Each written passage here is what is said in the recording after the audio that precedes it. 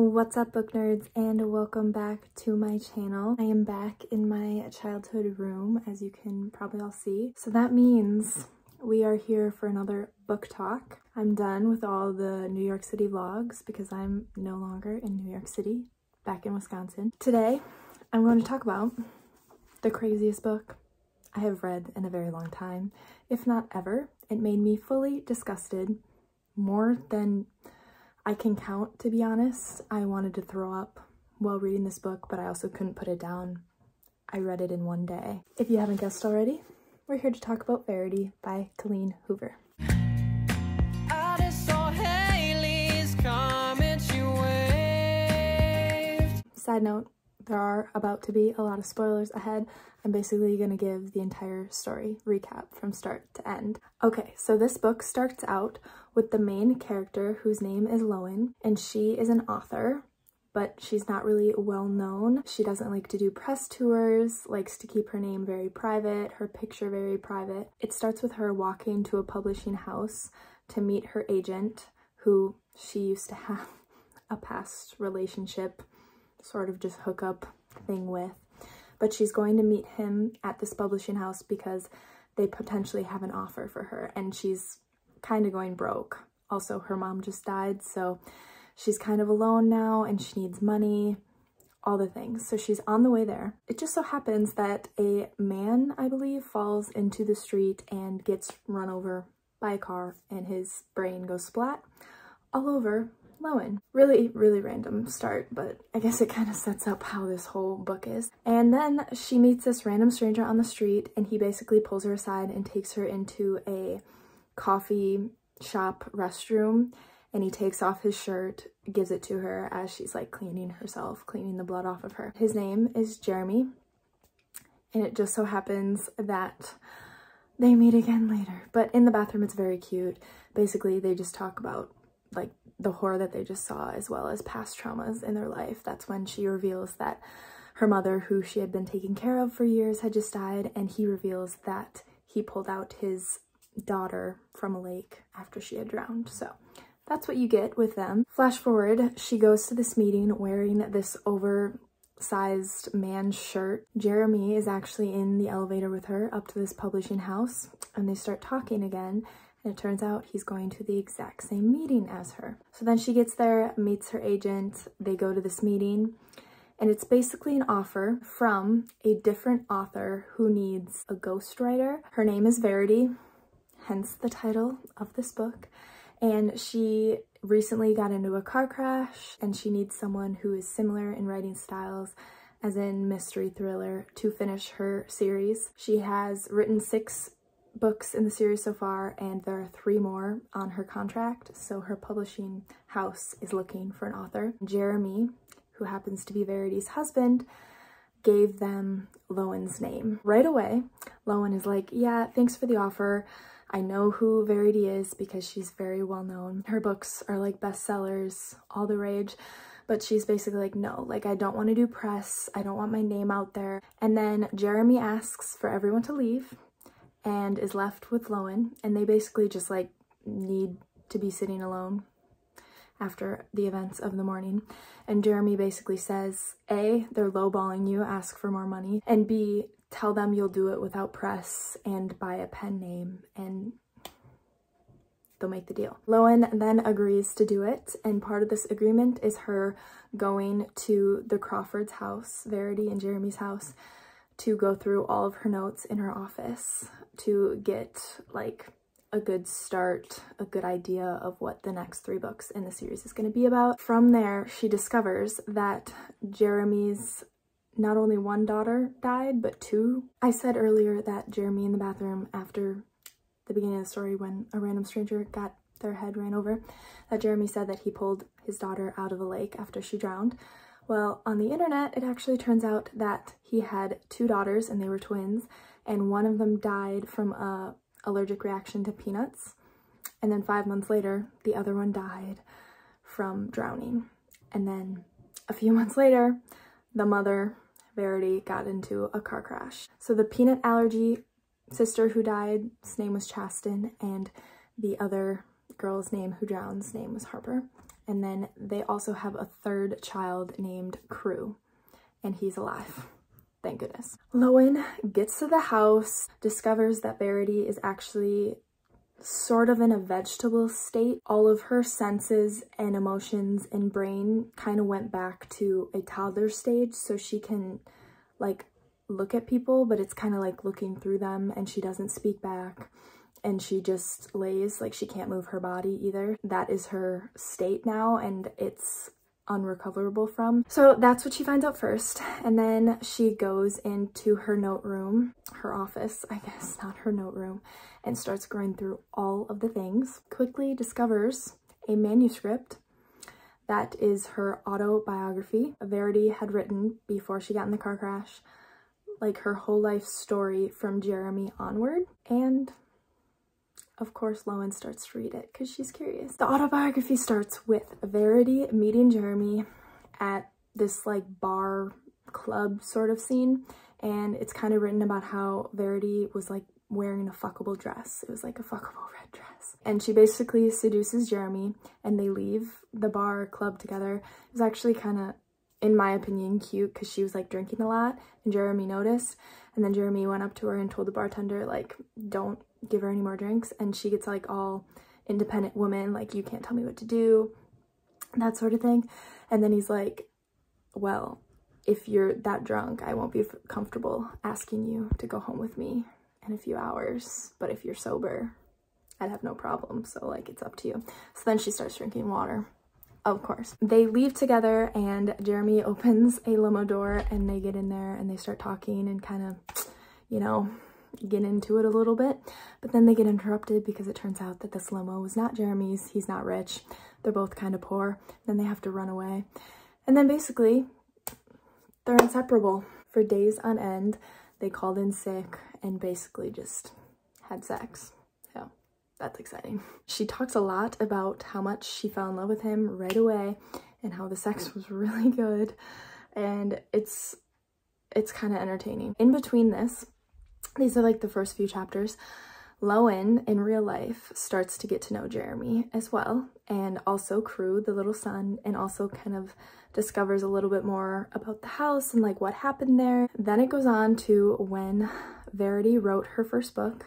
And at first it was because Jeremy had left for a job and she was left alone, and so it was kind of like a hobby. So she wrote the first book in this series, and it was like a murder mystery, very creepy, but it was from the villain's point of view, which apparently had like never been done before, and she did it really good. When he came back, she like started selling it, and then they got pregnant. She wasn't very happy about it, and it was kind of like pre-postpartum depression. There's probably a word for it, but basically like you start to get bigger, like your belly starts to grow, and you don't necessarily like how that's making your body feel. Like you feel fatter, your boobs are getting bigger, like all the things that happen when you're pregnant, she did not like. She wanted to be a perfect, well-oiled machine for Jeremy to have sex with, because everything revolved back to Jeremy. It turns out Jeremy like loved her pregnant and would dote on her more, which then made Verity very jealous in this autobiography. So much so that she kind of hated the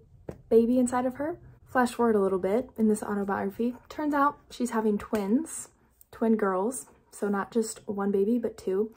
And she's just not happy about it at all. Like, she is jealous. She wants Jeremy to love her more than these children, but of course, Jeremy's gonna love the children first, and she wants her body to go back to normal. She doesn't like it.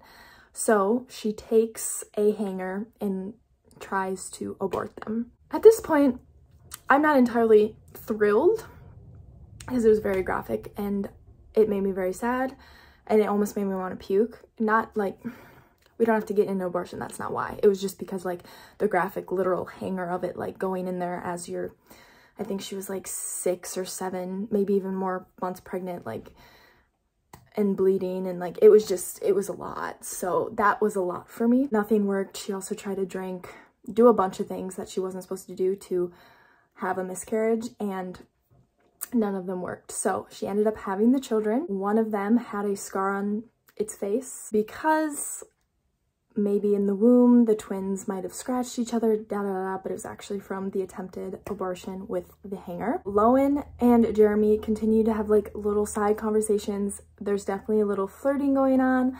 Of course, Jeremy is some attractive bachelor, but he's technically married, but his wife will no longer ever be able to talk back to him or do anything really with him. Tricky situation, but still, I mean, I wouldn't be a homewrecker even if that were the case. Anyway, no judgment. Lowen continues to kind of talk to him, look at him, beautiful bod, that sort of thing.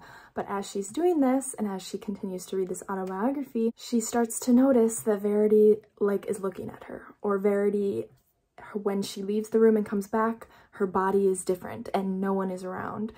Or like the TV was on when she left and she comes back and the TV's off. That sort of thing. Also, Crew, the little boy, he's like 5 or 6. He says some things sometimes that don't really add up. Like, mom said this, or mom did this. Mom's not supposed to be doing anything, so a little sketch. Back to the autobiography. The babies start to grow up. The book series of Verity starts to take off. So basically they went from a poor, like 1-bedroom apartment in New York City to like a big house that they were able to buy. She basically neglects the children. So she stays home and writes and cares for these twins. But as soon as Jeremy leaves in the morning, she shuts the door, turns off the baby monitor and lets them cry and does not care for them at all. Like doesn't feed them, doesn't change them, does nothing. And goes and like sleeps and has her alone time and writes. And then he gets home, and right before he gets home, she'll feed them, change them, all the things, and they'll fall right to sleep because they're so exhausted from crying for like 8 hours straight. So she does this in their infancy. Again, I feel like I'm a mother at heart, but hard for me to read, not gonna lie. I was like, oh my God. Verity has a dream that Chasten one day is going to get murdered from Harper. She like was very scared about it and like felt like she lost something. So then Verity wakes up and all of a sudden now loves Chasten, and only Chasten. She still hates Harper and parenting her. From there on out, she is a mother to Chasten and Chasten only and could give 2 shits about Harper. And then one day, she literally tries to kill Harper by shoving her 2 fingers in the baby's throat as she's screaming and crying. In the middle of the night, she went and got the baby because Jeremy like asked, and she's like, oh yeah, I'll go. Puts her fingers, and I think it was like right after the dream too, puts her fingers in her throat and she starts like choking and like almost suffocates and dies. But Jeremy walks in and is like, is everything okay? Like, did she stop crying? So she has to pick up the baby and pretend like she's caring for it when she just tried to murder it because she was thinking like, I'm gonna murder the baby before she murders the one child I love, that sort of thing. Psychotic. Baby like pukes, all the things, is still alive, all is well. Basically, that's what happens. And again, disturbing. I wanted to literally vomit because I was so uncomfortable. They kind of grow up. She gets pregnant with Crew, and again, Jeremy's in love with Crew. She gives birth to him. It's fine, whatever. She really only likes Chasten. So the years go on in the book, and a lot of it is skipped in the autobiography because it talks a lot about how like all they're doing is having sex, that sort of thing. She's so concerned about Chasten, and she does have a peanut allergy, and they're always careful about it and always make sure. But one night, Chasten and Harper, because they're twin girls, go to a friend's house, and they went and got snacks in the middle of the night. The parents were not up. It turns out one of them had peanuts, and Chasten dies. In Verity's mind, she thinks this was Harper's doing. Harper got her the peanuts and killed her sister. Like, that's what happened. At this point in the house, real time, Lowen is definitely concerned. She thinks that Verity might be faking it. Also, Lowen and Jeremy start making out on the couch one night, and Lowen happens to look up, and Verity's at the top of the stairs, like clenching her fist, staring straight at them. So, creepy. Then Lowen freaks out. Jeremy stops. He's like, you're right, I am married, and she's like, no, that's not why I'm concerned. Like, literally, your wife is up there staring at us, and she's not incapable of doing anything. Like, she is fully functioning. Stuff like that just keeps happening, and it turns out that Lowen actually, at a young age, was a bad sleepwalker, and at one point even jumped off a railing, and it kind of looked like she committed or tried to commit suicide, and in the morning she woke up in blood and her wrist was broken, but like she didn't wake up when she jumped and caused the pain. From that moment on, the relationship between her mom and her was kind of changed because her mom was kind of afraid of her because they had cameras and like watched the whole thing, and it was just kind of a lot. So then she put a lock on her door from that moment on, and the relationship was always kind of strained. Flash forward, so Jeremy decides to put a lock on Lowen's door, both inside first and then outside. And one time they're actually having sex. It was like the first time they had sex. I think it was like a day or two after they made out. And then the door is locked when they try to get out. And Lowen's like, okay, what if Verity locked it? Like, what if she took Crew? Jeremy freaks out, hits the window, gets out, unlocks the door, goes up. Verity is still in the bed, incapable of moving, that sort of thing. Crew's still there. Also with Crew, a few different things happen. Like one time, Lowen was asking him about his mom and he like bit on a knife and had to go get stitches from the hospital, and just random stuff like that, like sketchy stuff that would happen. And also, meanwhile, Lowen is doing her job and is coming up with outlines of this other book because she feels like she's almost freaking herself out with the autobiography and like not doing her job. But it's also now been more than a few days. She's been in the house for a few weeks because she couldn't get a place to stay. She also needed to go through more of the notes, like the whole office was full of notes. And just, you know, Jeremy, of course, because he's hot, and like, why wouldn't you just be a homewrecker, I guess. Flash forward to the autobiography. Chasten dies. Harper is left. Their relationship is kind of very strained, obviously, because they just lost a child, and Jeremy doesn't really want to have sex with his wife right now. He's really struggling, and all she wants is like to please him, have sex with him, make him happy again, but their relationship is very, very distant, very cold. So she thinks, you know what, if he loses another child, that's like the most pain he could take. He's not going to act any different. Harper needs to die. It was her fault. So Jeremy goes to work, and Harper, Crew, and Verity, the mom, go into this old rickety boat ordeal because they're all very sad, and she was like, let's get outside. This is give or take 5 months later. So Jeremy's at work. No, actually, he goes to the grocery store. That's where he is. He goes to the grocery store, and she takes her 2 remaining kids out on the boat. They're rowing, go out into the middle, and at one point leans over to Crew. Mind you, no one has life jackets on, and these children are young. Leans over to Crew and says, hold your breath, and then flips the boat. Takes Crew, gets him over, makes sure he's breathing, leaves Harper under the boat as she's screaming and choking on water because she doesn't know how to swim, and they're in the middle of the lake and she's underneath a boat. And she swims Crew to shore, and basically at this point she can't really hear anything else. And Crew's like, mommy, like, what about Harper? And she's like, oh, like, I tried to save her. Bullshit if I've ever heard it. And he's like, mommy, go find her. She tells Crew to go call dad up at the house, tell him what happened, tell him to call 911, that sort of thing. So he goes, and she goes back in the water and like starts putting on the act, right? Like screaming, crying, da, da, da. She makes sure that Harper is not under the boat and like alive, because that would be problematic. And sure enough, nobody's under the boat at this point. So she continues to scream and cry, and then the paramedics show up, the ambulance, everyone. Jeremy comes, he jumps in the water and doesn't stop until he finds Harper, and she is very dead. When all this is happening, they look at each other, Jeremy and Verity, and she can tell that she has lost her husband forever. Instead of like gaining him from the pain and like coming together, she can tell in his eyes like he's not coming back from this. The relationship is done. In real life, Lowen is like, oh my god, I need to tell him. Does, because she's freaking out, and is basically like, you need to read this. Because at first Jeremy was like, you're paranoid, I think you need to leave the house. And she's like, no, you need to read this autobiography your wife wrote that I found. It's like insane. She's like, just go read the end. You'll understand. Like, I'm so sorry that I've been holding off for the last few weeks and not telling you about this, but like, I just didn't know what to do. And so Jeremy takes it, goes upstairs, starts throwing things, then goes into Verity's room and starts screaming at her, and basically is like, are you actually like incapable of doing anything, or are you faking this? Like, I know you're faking this. Get up, screaming at her. She turns and starts talking to him and like trying to stop him. So she was faking it. And he goes and chokes her and like slams her against the headboard of her hospital room. Lowen walks in, stops the whole thing, and basically is like, they're all gonna know that you killed her. You need to make it look like it was an accident. If you're gonna kill her, like, I'm not gonna stop you, but you cannot do it this way. He takes notes from the autobiography, shoves his hands down her throat, has her throw up, choke, and suffocates her, dies. Just like what she was trying to do to Harper in infancy.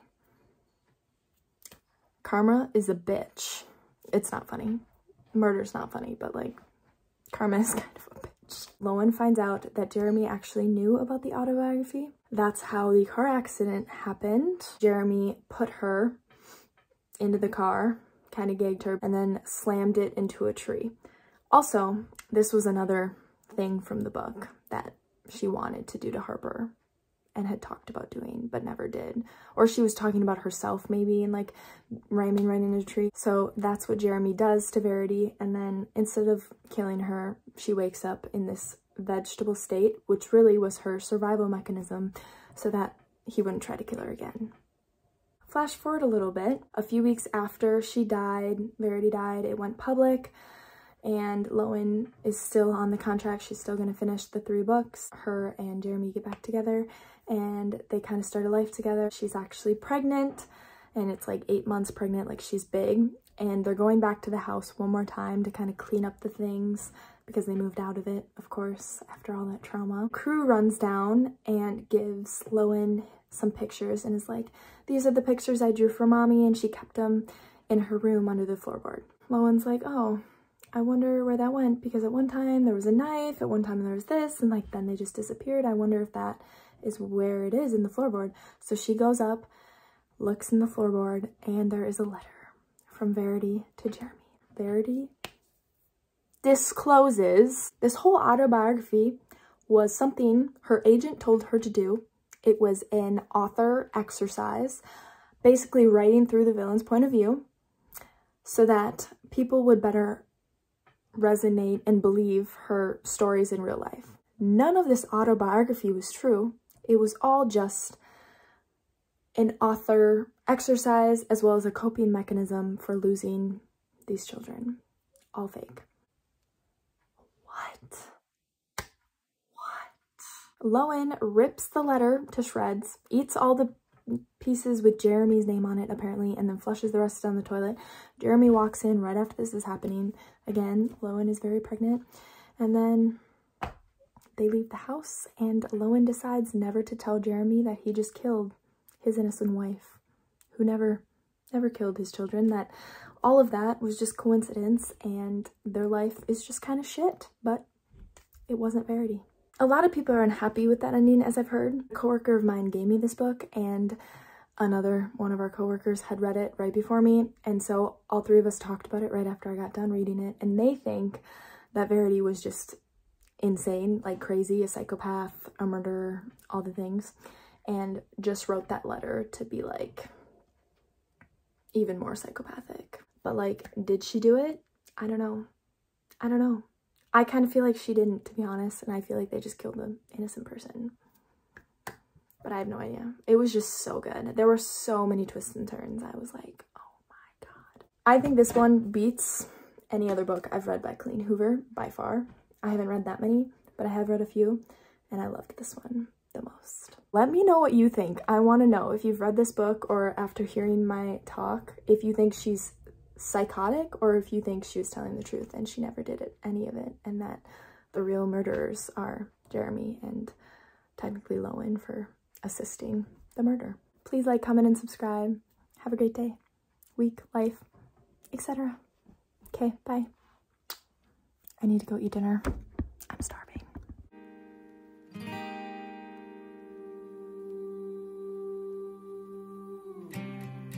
My eyes are open.